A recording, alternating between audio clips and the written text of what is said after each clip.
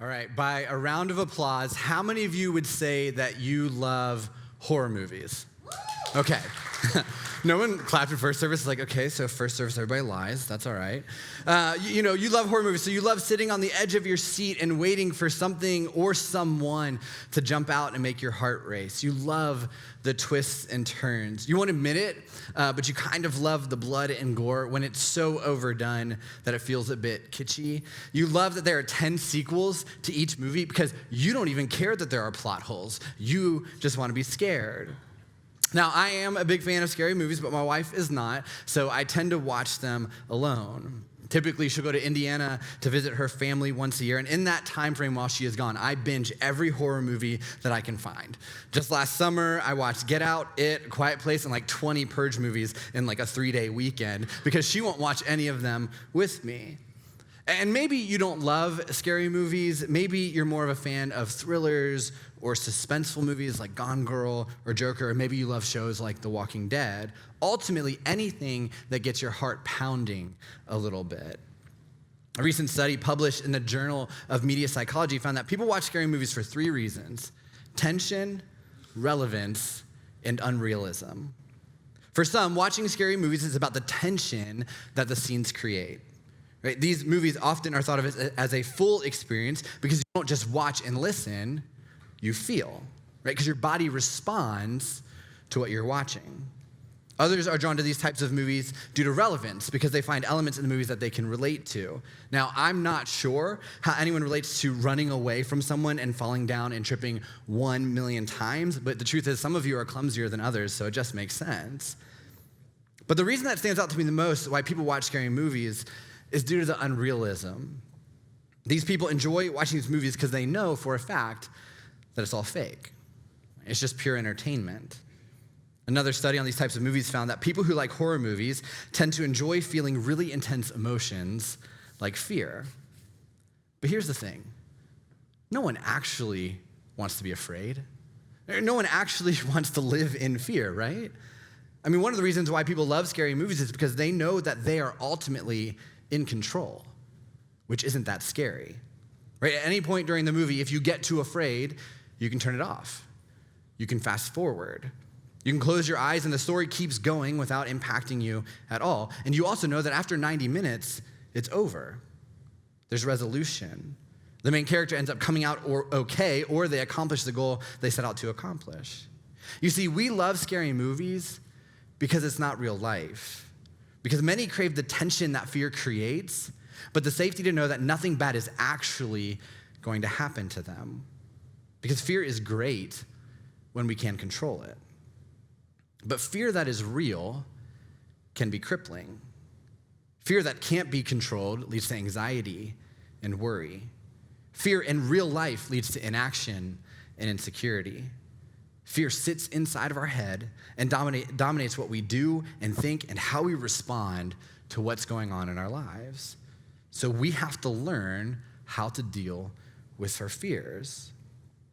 Now, if you're new to Collective or you've missed the past few weeks, I want to take a moment to catch you up. We're in the middle of a series called Inside My Head, and each week we are talking about mental health and faith. And so we're learning about what God teaches through the Bible about some of the biggest mental health obstacles that we face on a regular basis. And we're encouraging everyone in here and online to invest in their own mental health right now. And there's just a few ways you can do that we talked about in this series, but being here and worshiping with other people, right? We know for a fact that your mental health is better when you are here with other people. Reading your Bible, finding a community, taking 60 seconds every day to pray and seek out God's peace, going to counseling. And the reason we're talking about mental health is because mental health matters.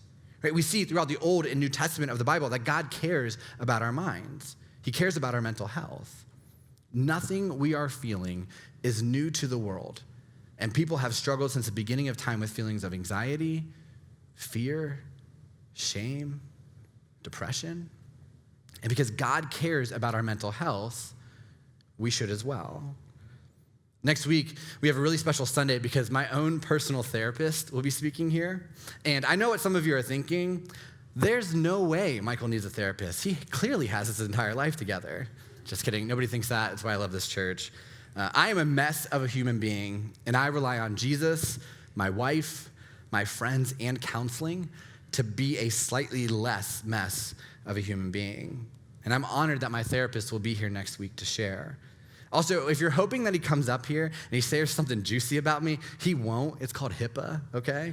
But if you hang out here long enough, I'll spill the tea on my own self and you'll hear about all my baggage from stage. So let's talk about fear. What are you afraid of? Right? What is the thing that you spend way too much time obsessing over every day and getting inside your own head and creating a narrative that leads to the worst case scenario? What are you afraid of? There are no shortage of things surrounding us right now that scream at us, be afraid, be very afraid. Right? You have to be really naive or in denial if you don't look around this world and realize that there is some really scary and heavy stuff going on. And you can't ignore it. Right? We can't pretend that it's not real. So what do? Right? How are we supposed to deal with life when it gets scary? Because scary stuff isn't going away anytime soon, and we know that. So we have some stuff to figure out. Right? We have to make a plan because there has to be a better way than living constantly in a state of fear. And fear in and of itself isn't actually a mental health issue. It really isn't, and fear can also be a good thing. For example, my 2.5-year-old Harper is pretty much not afraid of anything. And that's cool when we're at the park or when she's learning how to ride her scooter. But it's not cool when we're at home and I'm doing dishes and she reaches into the dishwasher and grabs the biggest knife we have because she wants to help out. Right? I want her to have a healthy fear of knives and sharp things and also stabbing her dad while he's doing dishes. Right? And it's not that we don't want her to ever use them. We just want her to learn how to use them. But fear, when it's unhealthy, leads to many of the mental health struggles that we face, as well as some physical struggles. Living with chronic fear weakens our immune system, can cause cardiovascular damage, and can lead to decreased fertility. Chronic fear can accelerate aging and even premature death. It can impair formation of long-term memories and cause damage to certain parts of the brain, which make it even more difficult to regulate fear and can leave a person anxious most of the time. So ultimately, it becomes this fear cycle, right? More fear leads to more anxiety, more fear. Fear can interrupt processes in our brain that allow us to regulate emotions, read nonverbal cues, reflect before acting, and making ethical decisions. It impacts our thinking and decision-making in negative ways, leading us susceptible to intense emotions and impulsive reactions. Fear can cause fatigue, anxiety, clinical depression, and PTSD. And so while living in fear isn't always a mental health issue, it can be the catalyst for many of the struggles that people are facing today. And the way that God made us is that when we're confronted with something really scary, we have two choices: fight or flight. Right? This is a physical reaction that occurs when we're in the presence of something that is mentally or physically terrifying. And it's triggered by the release of hormones that prepare our body to either stay and deal with the threat or run away. And psychologists will tell you that both reactions can be healthy, right? That both reactions are necessary depending on the circumstances. For example, if you're being charged by a bear and you don't want to choose to fight, it is a good thing to run away. Someone at First Service was like, actually, you should just lay down. Well, that gets you killed, okay? Just run as fast as you can. You should flight. But if a bear is charging your family, you might not be able to choose flight because you need to stay and protect your loved ones. Does that make sense? And so while both can be the right reaction to fear, depending on the circumstances, today I'm gonna challenge you to choose to fight.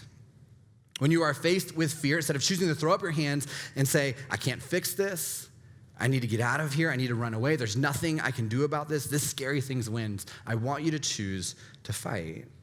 That means you're gonna look that thing in the eye and you're gonna confront it. And you're gonna go to battle. And you're gonna drive it away so it does not steal or kill or destroy you or something or someone that you care about. Now, I'm not a prophet, but I bet that when I said that you have to choose to fight, some of you thought, and how am I supposed to do that? Right? I lost my job. How am I supposed to fight that? How am I supposed to fight financial uncertainty? How am I supposed to fight a pandemic? Like, what am I supposed to do? How do I go to battle against contracting or spreading a virus? There's nothing I can do about those things. I didn't cause them, and I can't fix them. I can't make them stop. I can't make them go away. And I get that, and I agree. There are some things that you absolutely get no say in. But the question that is being asked is not, how can I change my circumstances so they aren't scary anymore? The question is, how do I fight fear when my circumstances are scary, frightening, and unknown? Right? That's the question. And you have to choose. You have two choices when facing fear, fight or flight. You have to choose one or the other. You have to choose, what are you going to do when you are faced with fear? Do you run away? Do you keep living in fear? Do you keep allowing fear to wreck your mental health with catastrophizing every scenario you're faced with? Or do you fight? Do you push against fear? Do you push against that voice inside of your head that scares you to the point of doing nothing and allowing that fear to consume you? Now, I know that this is where I'm going to lose a few of you, so please hang with me. And the people I'm going to lose are people who are just like me, control freaks. Here's some hard truth. Most things that happen in your life are beyond your control. If this season has taught us anything, it's taught us that most of the things that happen on a big scale in our life are beyond our control. We didn't get a choice. We didn't get a say. Most of the universe is not in our control. I'll give you an example. You can eat healthy, you can work out regularly, you can avoid bad habits, but if some cancer cell in your body gets triggered and starts to reproduce, it's not because you did or didn't do something right. It just happened, right? You didn't get a say in it. You didn't get to control it. Or how about this? You can drive safely. You can obey all the laws, but if a drunk driver crosses the line and plows into your car, it's not because you did something wrong. It was out of your control, right? We have all had bad things happen to us or the people we love that is out of their control. They've been hurt. They've lost things. They've lost family members. They've lost kids. They've lost parents. They've lost friends. Not because they did something wrong, or if they could have controlled it, maybe something different would have happened. It's just not true. And yes, we do control our individual actions, and there are consequences for our bad decisions. But we can't control other people, right? We can't control the universe, but we can control how we respond to the scary things that are happening in our lives right now. That is in our control. And so some of you are faced with things out of your control right now that are terrifying. And I get that. I read the prayer requests every week at Collective. I read about the diagnosis that changes everything. I read about the ex who's making decisions just to cause pain. I read about the long-term sickness that won't go away. I read about the job loss. And those are scary situations. And the crappy part is they're out of our control. Because if you could control them, you would absolutely choose a different outcome, but you can't. And because of that, you're afraid. And now you have to choose how you respond. And so we're going to read a story in the Bible that involves Jesus and his closest friend, Peter. And I want to look at Jesus' approach to the fear that Peter has, and I want to connect that to our lives right now. And so for context, Jesus had just got done feeding 5,000 people with 5 loaves of bread and 2 fish. It was a miracle. It was amazing. But this is what happens next in Matthew 14. Immediately after this, Jesus insisted that his disciples get back into the boat and cross to the other side of the lake while he sent the people home. After sending them home, he went up into the hills to pray by himself. Now, this is called quiet time. Some of you are parents and forgot what this is like because you've been working remotely and your kids have been doing school remotely and you have a codependent dog that needs just as much attention as the kids. But one of the reasons why I love Jesus is because there were times when he would step away alone and recharge. He would spend time one-on-one with God. He would pray. He didn't always feel like he had to be physically leading his disciples. He didn't always feel like he had to have a huge crowd around him. He didn't always feel like he had to be the center of attention. Right? Sometimes he just needed a few moments alone. And we should do the same. One of the best things that you can do for your mental and spiritual health is intentionally have time during the day where you spend time alone with God. Right? Jesus did it. So should we. The story continues. Night fell while he was there alone. Meanwhile, the disciples were in trouble far away from land, for a strong wind had risen, and they were fighting heavy waves. So after praying, Jesus looks up and sees his friends are struggling in the middle of a storm. So he catches up. About 3 o'clock in the morning, Jesus came toward them walking on water. right? So Jesus does a Jesus thing, right? He walks on water. And it's not really fair because everyone else would have to walk around or wait for the boat to get to the other side, but that's not what Jesus did. Jesus simply steps out into the storm and walks on the lake and goes to the boat. And the disciples responded appropriately. When the disciples saw him walking on water, they were terrified. In their fear, they cried out, "It's a ghost." Now, in my mind, it's like Scooby-Doo. And they're like, "It's a ghost." And they like run, and like it's just, everything's a cartoon right now in my brain. Right? And this is a reasonable response, right? Of course they're afraid. Of course they cry out in fear. They were on a boat in the middle of a storm, and a figure that looks like Jesus is approaching them.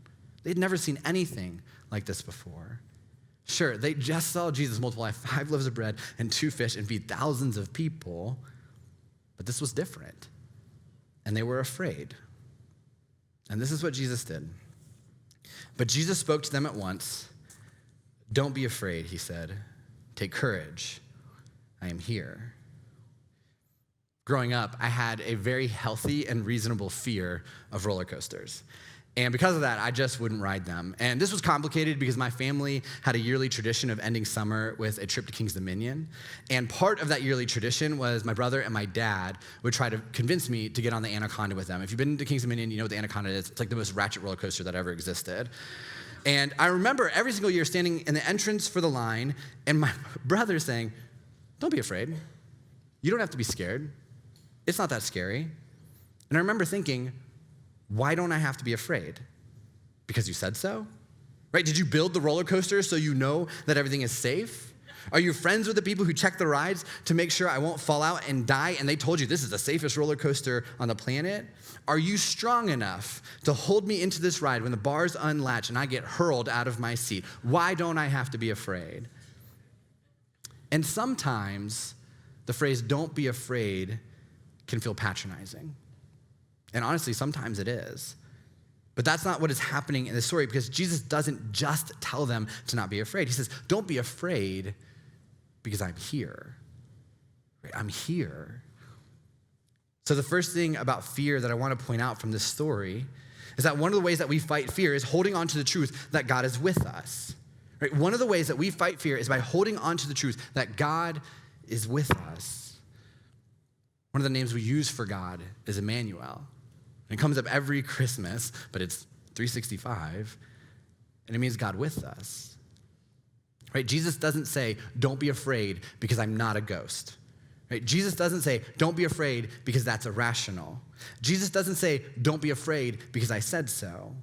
He says, "You don't have to be afraid because I'm here. I'm with you. You are not alone." And I know that it sounds weird to fight fear with this, but hear me out. I have more courage when I know that I'm not alone. I have more courage when I know that someone who loves me is with me. I have more courage when I know that someone else is seeing what I'm seeing, and that's Jesus. Do you know what the most read verse in the Bible app was in 2020? Isaiah 41:10, it says this, "Don't be afraid, for I am with you. Don't be discouraged, for I am your God. I will strengthen you and help you. I will hold you up with my victorious right hand." In 2019, it was Philippians 4:6. We read this one last week. It says, "Don't worry about anything. Instead, pray about everything. Tell God what you need and thank him for all he's done." In 2018, it was Isaiah 41:10 again. And in 2017, it was Joshua 1:9 that says, "This is my command. Be strong and courageous. Do not be afraid or discouraged, for the Lord your God is with you wherever you go." Do not be afraid because I am with you. Whatever you are facing, whatever big and scary thing is right in front of you, whatever you are afraid of right now, one of the truths that you need to hold on to is that God is with you, right? God who wants what is best for you. God who promises to go ahead of you. God who says he will protect you. God who calls you his prized possession. God who loves you so much that he would give up his own son for you. God who walks on water and does miracles and signs and wonder. That God is with you, right? You fight fear with the truth that God is with you always. But the story doesn't just end there. This is what happens next. Then Peter called out to him, "Lord, if it's really you, tell me to come to you walking on the water." "Yes, come," Jesus said. So Peter went over the side of the boat and walked on the water toward Jesus.